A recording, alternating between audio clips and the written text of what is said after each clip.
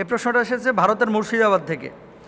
উনি লিখেছেন যে মোহতারাম, আমরা তো এখন অনেকে মেলামাইনের প্লেটে ভাত খাই, ভারতে আমরা কাঁসার প্লেটে ভাত খাই, পিতলের প্লেটে ভাত খাই, অনেকে দেখা যায় মাটির প্লেটে ভাত খাই, আবার অনেকে টিন জাতীয় প্লেটে ভাত খায়, রান্নাবান্নাও করে। তো আমাদের পিয়ারা হাবিব সাল্লাল্লাহু আলাইহি ওয়াসাল্লাম তিনি আসলে কোন ধরনের আপনার পাত্রে খাবার গ্রহণ করেছেন, কোন ধরনের, এ ব্যাপারে যদি বলতেন ভালো হতো। আচ্ছা, আপনাদেরকে একটা কথা বলি, মেলামাইন, তারপরে এই যে টিন জাতীয় পাত্র, কাঁসা, পিতল, এগুলো কি আপনার পৃথিবীর শুরু থেকে ছিল মনে করছেন? না, এগুলো কিন্তু সময়ের আবর্তনে পরিবর্তিত হতে হতে কালচারালি এগুলো এক এক এলাকায় এক একভাবে ঢুকেছে। আপনি যদি বলেন যে আল্লাহ রাসূল মাটির পাত্রে খাবার খেয়েছেন কিনা, হ্যাঁ, আল্লাহ রাসূল মানে অধিকাংশ সময় মাটির পাত্র ব্যবহার করেছেন, লোটা ব্যবহার করেছেন, প্লেট ব্যবহার করেছেন, সেখান থেকে তিনি খাবার গ্রহণ করেছেন, এটা সত্য। এবং নবীজির হাদিসও এ সম্পর্কিত সরাসরি মাটির প্লেট বা কাঁসার প্লেট এভাবে তো বলা নাই।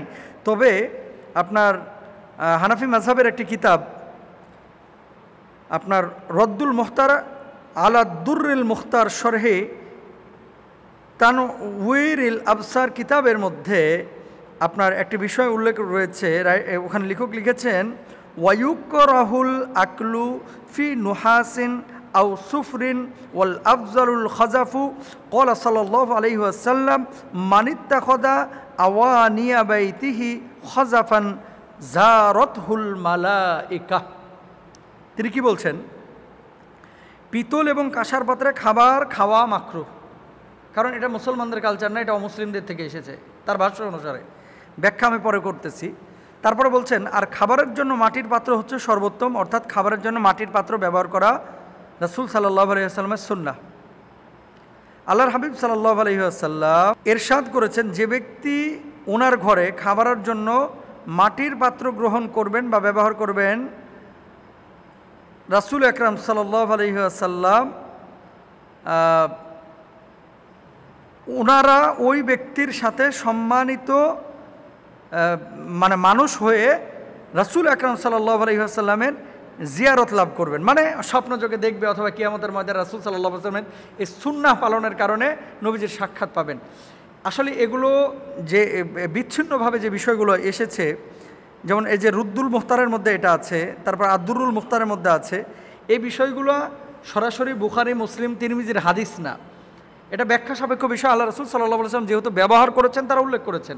এখন যদি বলেন যে এটা নবীজির দায়মি সুন্নত কিনা, আমি বলবো যে এটা দায়মি সুন্নাত না, যে আল্লাহ রাসূল একেবারে সুন্নাতে মুআক্কাদার নামাজ যেভাবে আদায় করেছেন এইভাবে যে আদায় করেছেন, বিষয়টা এরকম না।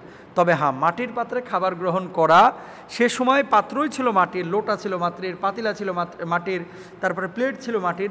তো তারা যে গ্রহণ করেছে, এই জন্য আপনার যদি মন চায় আপনি গ্রহণ করতে পারবেন, কিন্তু এটাকে ম্যান্ডেটরি মনে করা বা এটাকে বিদআত মনে করা, কুসংস্কার মনে করার কোনো সুযোগ নেই।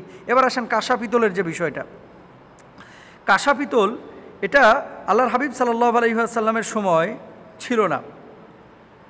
আল্লাহর হাবিব সাল্লাল্লাহু আলাইহি ওয়াসাল্লামের সময় এই কাঁসা পিতল ছিল না। তো কাঁসা পিতল যেহেতু ছিল না, বিশেষ করে ভারতবর্ষে এই কাঁসা পিতলের ব্যবহারটা খুব বেশি। তো অনেকে বলেন যে যেহেতু অন্য ধর্মের মানুষ এটাকে কন্টিনিউ ব্যবহার করেছে, সেহেতু এটা ব্যবহার আমরা করব না। এটা আপনার ব্যক্তিগত ব্যাপার, কিন্তু কাঁসা পিতলের ব্যবহার মানে পাত্র ব্যবহার করা এটা যে হারাম বা নিষিদ্ধ এরকম কোনো কিছু ইসলামী শরিয়ার মধ্যে কিন্তু নেই। মাটির পাত্রে ব্যবহার মানে খাবার খাওয়া, রান্নাবান্না করা, এটার জন্য যারা এই পাত্র গ্রহণ করেন কিছু উপকারের কথা বলা হয়েছে। দেখেন, স্বাস্থ্যের জন্য এই মাটির পাত্র খুব উপকারী। কি উপকার আমি মানে বই থেকে পড়ে পড়ে আপনাদেরকে বলতেছি। কি বলতেছে তারা? মাটির পাত্রে রান্না করা খাবারের লৌহ থাকে, ক্যালসিয়াম, ম্যাগনেসিয়াম এবং সালফারের মান বেশি থাকে।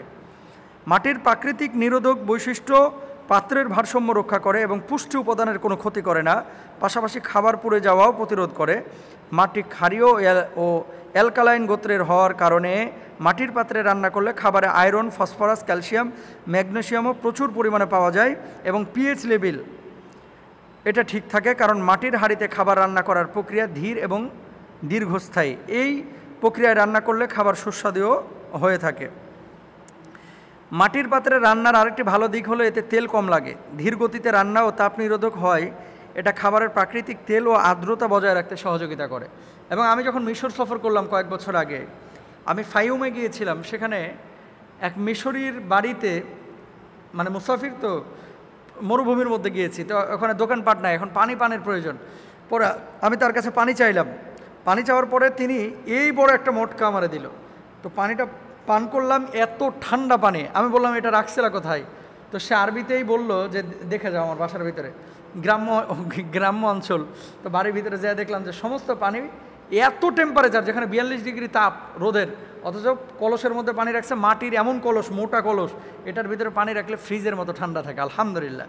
তো আমাদের বাংলাদেশেও কিন্তু এই মাটির কলস আগে ব্যবহৃত হয়েছে। তো আমরা চেষ্টা করবো ইনশাআল্লাহ তাআলা ব্যবহার করার, জীবনের সব ক্ষেত্রে রাসূল সাল্লাল্লাহু আলাইহি ওয়াসাল্লামের সুন্নাহ মানার। আল্লাহ তৌফিক দান করুন।